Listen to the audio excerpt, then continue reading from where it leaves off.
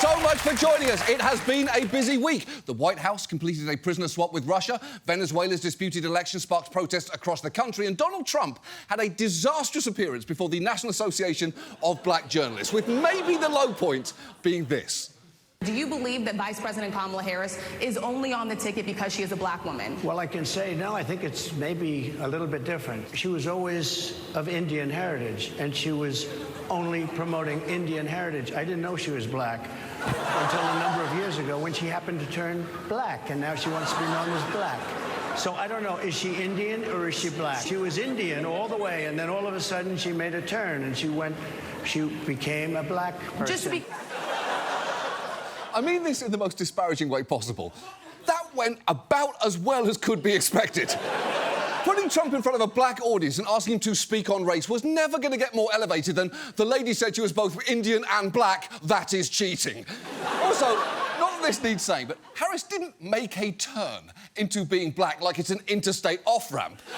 Her father's black and her mother was Indian. I cannot imagine what J.D. Vance, a man with 3 biracial children, was thinking while watching Trump there. Although, you know what? He was probably thinking, look at that luscious upholstery.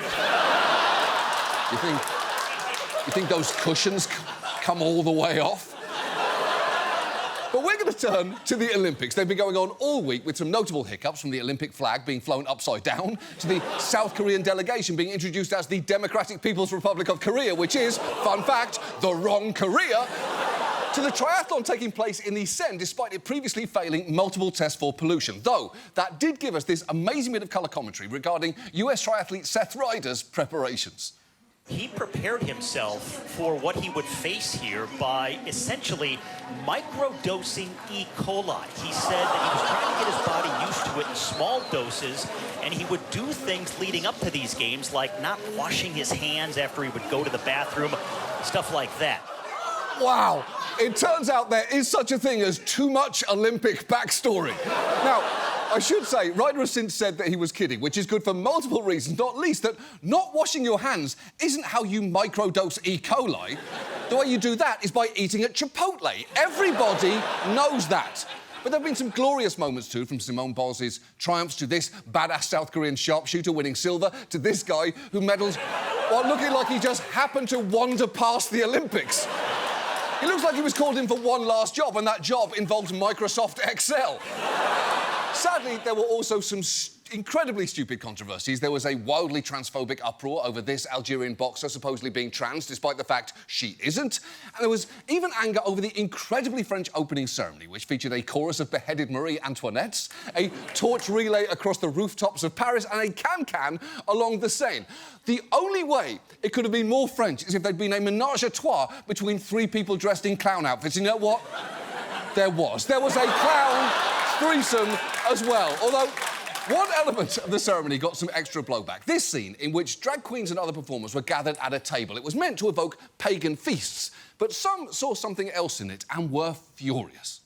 I thought that the opening ceremony was a disgrace, actually. I thought it was a disgrace.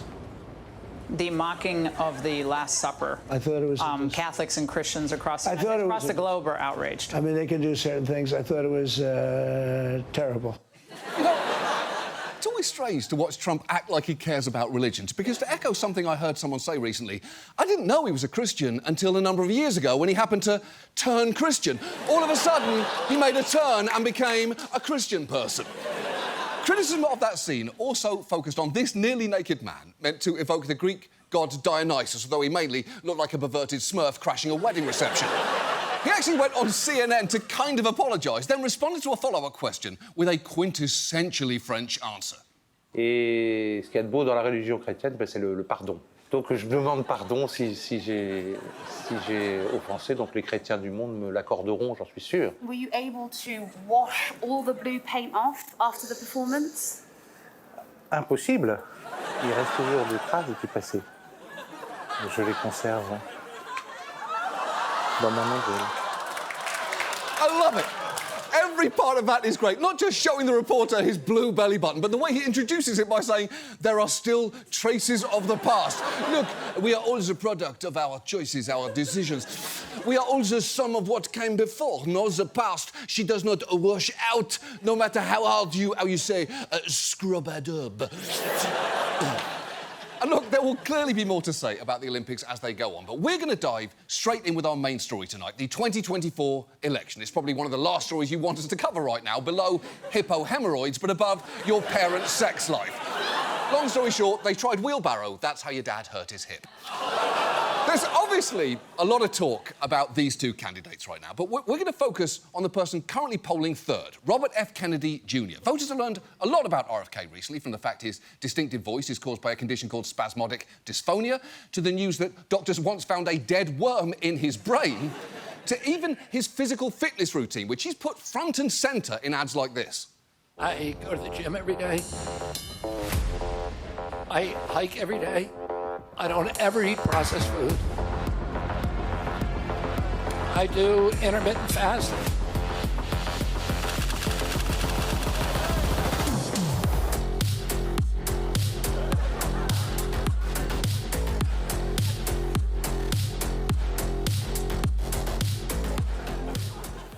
Cool. To be honest, that looks less like a campaign ad and more like the dating profile of a guy who just lost custody. And while it's a bit weird to be working out in jeans from one jock to another, I get it. You got to put in the time and work to get our kind of body, right? Around the gym, I'm known as John Oliver Esquire because I always have permission to approach the bench. Is this HGTV? Because I'm all games. Call me the third little pig because I'm building a brick house. Kennedy's campaign has really leaned into his quirkiness, offering supporters the chance to win things like go whale watching with RFK Jr. and his wife Cheryl Hines, or win a day of falconry with RFK Jr., featuring this image of him and a falcon that looks like they're asking you to be their third. And he's attracted a broad base of supporters, with polls finding there isn't a single issue or topic that seems to unify RFK voters, who can be drawn to him for all sorts of reasons. He's an honest candidate. He's very truthful. The Kennedys are really royalty in this country because they do the right thing. His family has always been into the rights for the underprivileged. He's coming to all voters and saying that if you vote for me, you'll be able to afford to buy a house. He's anti-establishment without all the baggage. You know, he's going to restore trust and transparency to our federal institutions because he's a man of integrity, he has honor, and he's honest. Yeah, people like him for a bunch of reasons, although calling a Kennedy anti-establishment is a stretch. It's like calling the Windsors anti-hat. That's just not true. The Kennedys are the very definition of the establishment, and the Windsors are famously hat bitches. But the thing most people know about RFK is that he's often called a conspiracy theorist. It's a charge brought up so often, he was able to read off a list of insults in this ad. He's a walking, talking conspiracy theory, the New York Times. He's completely divorced from reality, The Guardian. He is vile, the White House. Being with him was the low point of my summer, Vanity Fair. He has conversations with dead people, The Guardian. I wouldn't vote for that guy either. I mean, that's pretty likeable. And kudos to Vanity Fair for not soft-peddling it with vile or divorced from reality and instead going straight for the jugular with, this guy's vibe is so bad, it was the low point of my summer. That is genuinely so mean, and I could not respect it more. But despite that, RFK is currently polling around 6%, and in some crucial swing states like Michigan, he could tip the balance, especially given, as of taping, Trump and Harris are neck and neck there, and RFK is polling close to 7%. And to quote absolutely nobody from Hillary's 2016 campaign, we should be worried about Michigan. So, if he is this popular and has the potential to have this much influence, tonight let's talk about RFK Jr. Let's start with the obvious. He is, first and foremost, a Kennedy. His uncle JFK was the 35th president who, as history buffs may know, was assassinated in 1963. 5 years later, his dad was also assassinated when Kennedy was just 14 years old. In his teens and 20s, he struggled with drug addiction, but in 1983, he got sober and soon became the chief prosecuting attorney for what would become the environmentalist group Riverkeeper, kicking off a career doing some genuinely laudable work, railing against fracking, Hudson River pollution, and greedy corporations poisoning natural resources. That is why New York Magazine called him the Kennedy who matters, and Time named him a hero for the planet. And as a candidate, he's tried to tap into the liberal credibility that his work got back then. He's promised to be the greatest environmental president in American history and has talked about a bunch of things that we've covered, like so-called forever chemicals, or PFAS, and the proliferation of microplastics. You know, all the fun stuff that you expect from our comedy show, which at this point should probably be called You Have Already Been Poisoned with the Duolingo Owl's Biological Uncle. And it's not just that. He's also proposed raising the minimum wage to $15 and making student debt dischargeable via bankruptcy. And if I ended this piece right now, it'd honestly be a pretty good ad for RFK Jr. But unfortunately, there's a lot more to say. And let's start with his other policy proposals, because some are, to put it mildly, underbaked. One of his marquee promises is offering first-time homebuyers a 3% mortgage rate funded by tax-free government-issued bonds. Here he is describing the plan, and see how far he gets into his pitch before you start hearing alarm bells. If you have a rich uncle who will co-sign your mortgage, you can get a much better rate. I'm going to give everybody a rich uncle, all these young people, which is Uncle Sam, which is going to guarantee your mortgage, so to allow you to get that 3% rate. And if you default on it, you know, we will inherit, the federal government will inherit. This is how Freddie Mac and Fannie Mae operated. Right, he's suggesting giving low-interest home loans to buyers with bad credit, guaranteed by Fannie and Freddie, an idea with no bad historical precedents whatsoever. And if you're wondering, doesn't that guy remember 2008? I don't know, but I should point out they didn't find the worm until 2010, so he might actually have an amazing excuse there. But not fully thinking through policies is just the beginning here, because you should know RFK is also a lot more right-wing on certain issues than you might assume. On immigration, he's endorsed Trump's Remain in Mexico policy and pledged to finish the wall. And on Gaza, he's repeatedly opposed a ceasefire deal, compared the war there to the denazification of Germany, and called Palestinians arguably the most pampered people by international aid organisations in the history of the world. And it seems you can say any stupid thing if you just put the word arguably in front of it. Arguably, Boeing is having a great year. I mean, it isn't, but you could argue it and then lose that fucking argument. But it's not just policy where Kennedy might not be who you want him to be. He's also admitted to flying on Epstein's private jet, and when asked about that on a podcast, gave an answer so honest, the host seemed to feel the need to try and rescue him. Give the context, obviously, to the Epstein thing, because you basically got out ahead of the... So first of all, I'm in New York for most of my life. Yeah. So, you run into everybody in New York. I mean, I knew Harvey Weinstein. I knew Roger Ailes. I knew O.J. Simpson came to my house. Bill Cosby came to my house. You also knew good people. Yeah, I did know a lot of them, but, you don't know these people are swamp creatures until all this stuff comes out. I mean, sure, but that's still a who's who of 90s murderers and sex offenders there. And while there are lots of things you can shrug off with, that's just New York, I'm not sure this is one of them. Rats? That's just New York. Dragging your clothing 4 blocks once a week? That's just New York. One person in your subway car talking about Jesus and another doing flips, and eventually the one doing flips accidentally kicks the one talking about Jesus? That's just New York.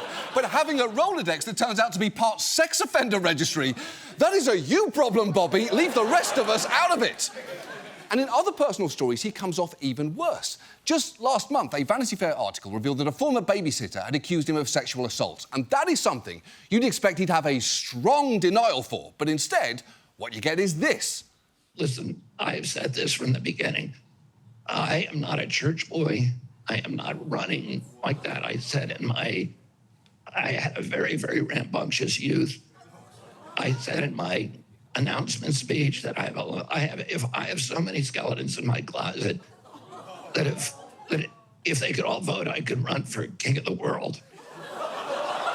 Okay. I'm sorry, first, not a church boy? If the implication is people affiliated with the church don't commit sexual assault, boy, do I have bad news for you and your massive Catholic family. Also, rambunctious youth is a terrible way to respond to allegations you assaulted a babysitter no matter what, but especially considering the alleged assault took place when you were 40 years old. And on top of all that, when he was asked whether more women might be coming forward, Kennedy said, "We'll see what happens."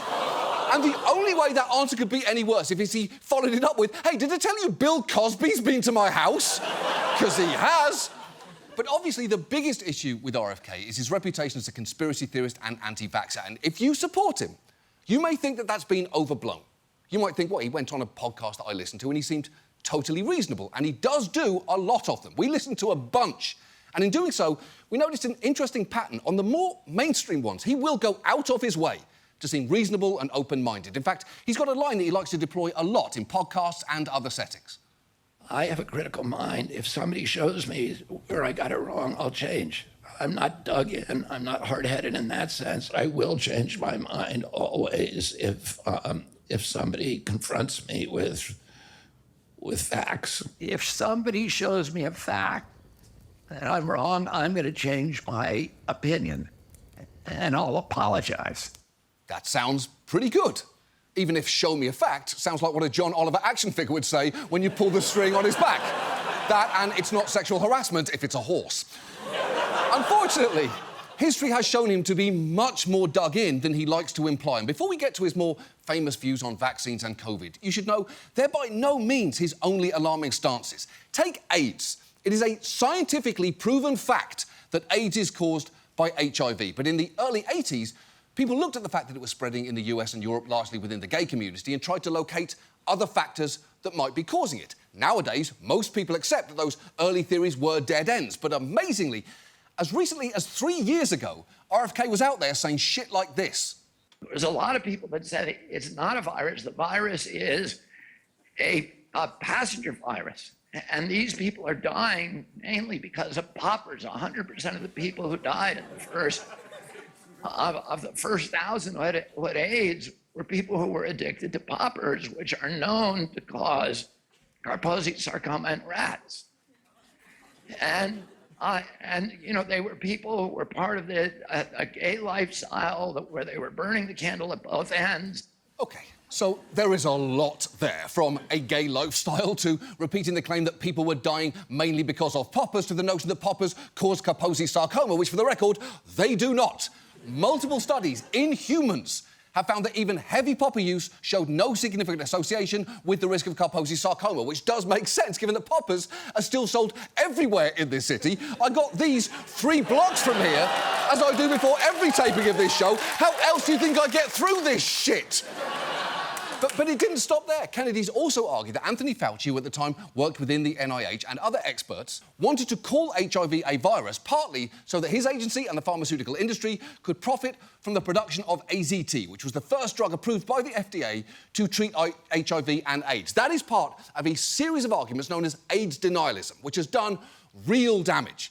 One of its biggest proponents, a scientist named Peter Duesberg, actually helped persuade the South African government to forego supplying AZT to those with AIDS, a decision that's been estimated to have cost over 330,000 lives there. Yet, RFK recently wrote that Duesberg's arguments were so clean, so elegantly crafted, and so compelling. And elegantly crafted? That'd be annoying if you were writing the copy on the back of a $12 chocolate bar. But in this instance, it is just obscene. And it's not just AIDS, where Kennedy's made big, eye-catching claims that bear no resemblance to reality. Here he is last year in a Twitter Spaces chat with Elon Musk, suggesting that psychiatric drugs may be a cause of school shootings.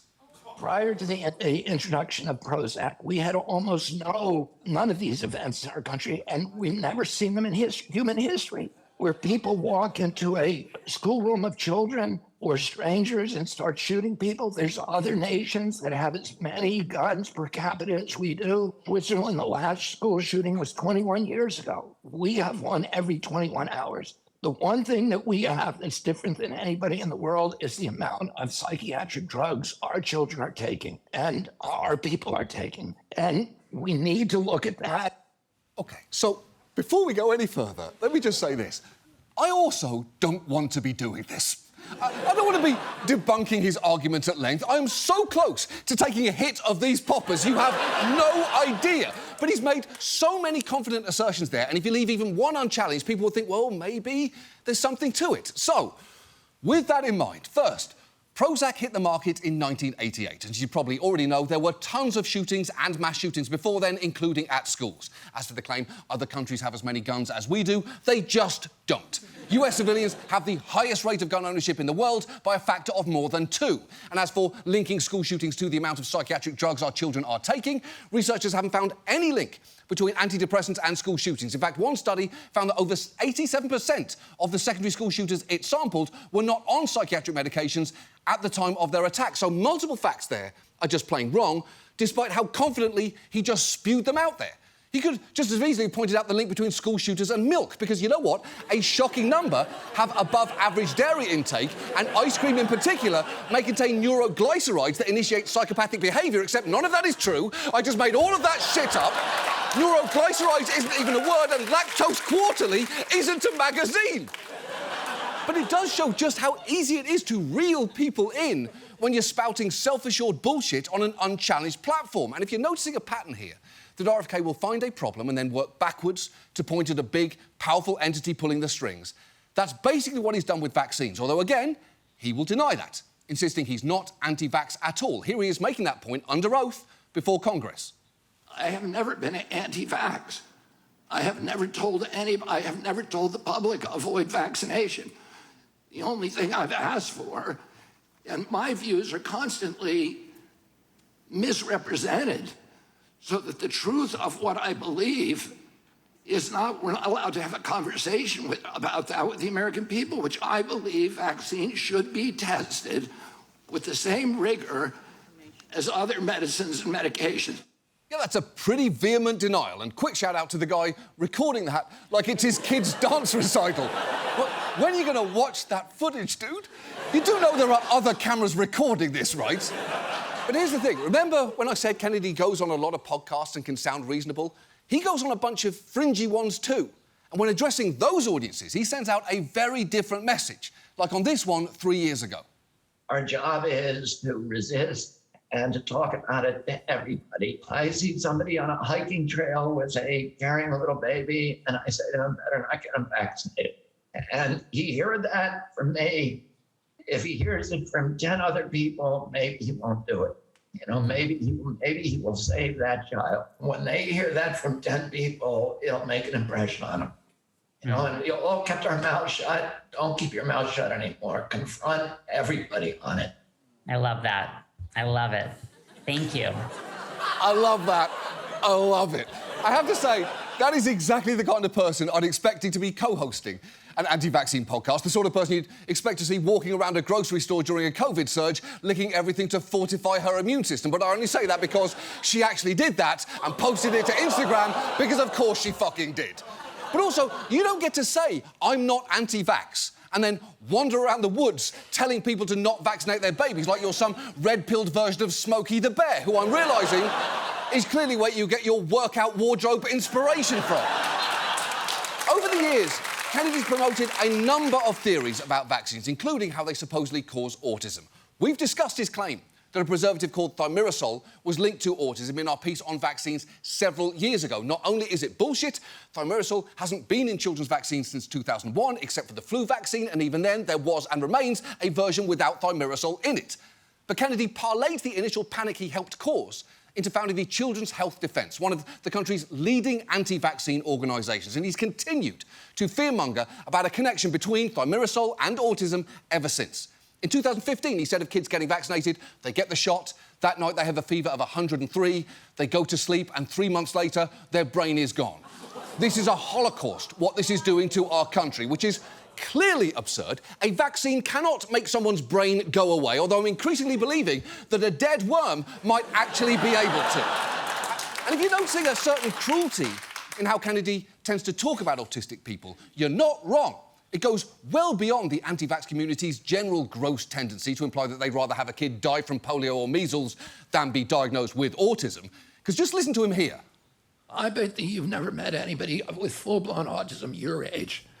You know, headbanging, football or a helmet on, non-toilet trained, non-verbal. I mean, I've never met anybody like that my age, but in my kid's age, now 1 in every 34 kids has autism, and half of those are full-blown, meaning that description.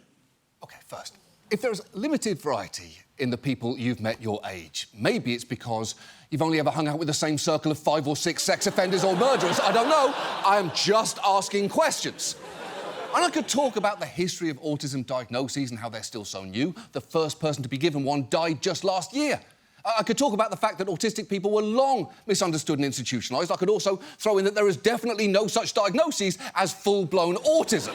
Well, you know what? I could just let this guy with autism point out that just because RFK didn't know anyone with autism didn't mean they didn't exist in the most deliciously derisive way. Fucking... Mount Everest wasn't discovered until 1852, but I'm pretty sure it was still there. Also, yeah, like all those fucking old grandpas with like a giant-ass train collection. You don't think they're just a little bit on the spectrum? Just a teeny weeny fucking... God, conspiracy theorists are the dumbest people on the planet, bar none. Yeah, I honestly cannot put it much better than that. And look, RFK will insist he just wants vaccines to be tested for safety and efficacy. But as we have said before, they have been, and repeatedly. Not only are vaccines already held to a higher safety standard than other medications, thousands of studies have found that they're safe and effective, including a systematic review of over 160 studies on vaccine safety that found any serious adverse reactions were extremely rare. You could also look at this study of over 650,000 children born in Denmark, some vaccinated, some not, which concludes that the MMR vaccination does not increase the risk for autism, or this meta-review of 10 studies involving over 1.25 million children, which also revealed no relationship between vaccination and autism. There are so many examples like this.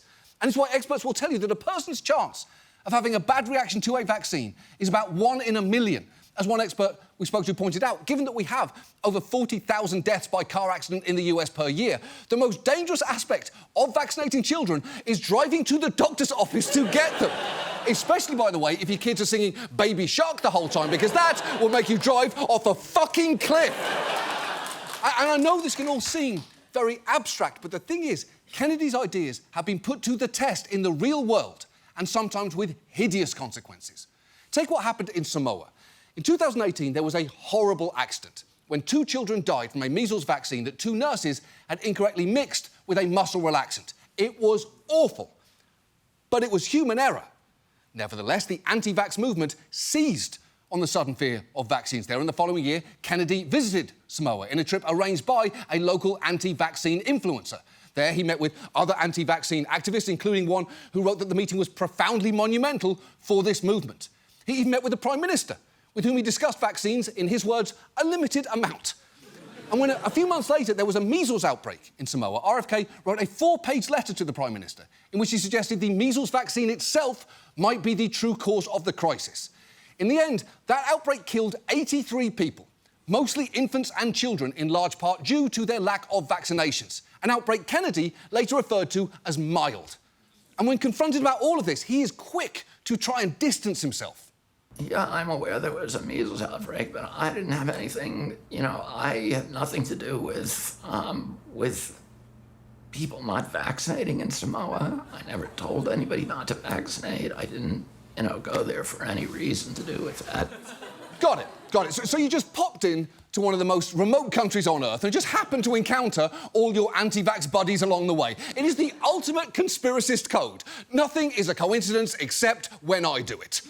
And look, on some level, I do get why people are drawn to RFK. There is an earned distrust of big pharma and medical authorities, and illnesses and disease are scary. Kennedy's explanations, as bullshit as they may be, can almost be comforting at a frightening time. That is an environment in which he thrives.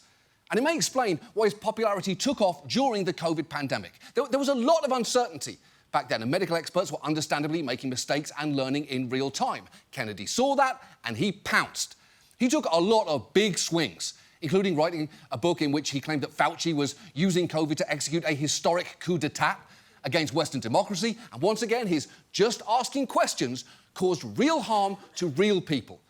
For example, he pushed the idea that the COVID vaccine was dangerous, especially to young people, even writing the forwards to this book called Cause Unknown, The Epidemic of Sudden Deaths in 2021 and 2022, a compilation of young people who died suddenly, heavily implying their deaths were caused by the vaccine. And look, it is true that a very few young people reported heart complications after receiving the vaccine. But not only is the risk rare, and most patients felt better quickly, but importantly, In children and teens, the risks of getting COVID and developing severe illness that could seriously impact the heart are far greater than the risk of experiencing post-vaccine heart complications. Nevertheless, in that book's foreword, RFK wrote that it proves an undeniable and urgent reality laid out with facts that can be confirmed by any reader point by point, page by page. He even went on Joe Rogan to give the book a hard sell. It's the kind of book, if you have a skeptic and you can get them to sit down for 90 minutes with this book, when they get up, they will have converted. And it's really, it's sickening. I mean, it's terrible. These beautiful children who were dying on the playing field, and COVID was killing people, but it was old people, yeah. Cause unknown, the epidemic of sudden deaths in 2021 and 2022. Edward Dowd. Yeah. Yeah. Died after first vaccine dose, dies at hospital. Football, died on the field. OK, set aside that Joe Rogan's just muttering random words off the cover with an energy level I describe as just ate a fistful of melatonin pills. That is a pretty hard sell there from RFK. Give this book to people for 90 minutes and they'll be converted. But here's the thing. The AP found that dozens of individuals included in the book died of known causes not related to vaccines, including suicide and choking while intoxicated.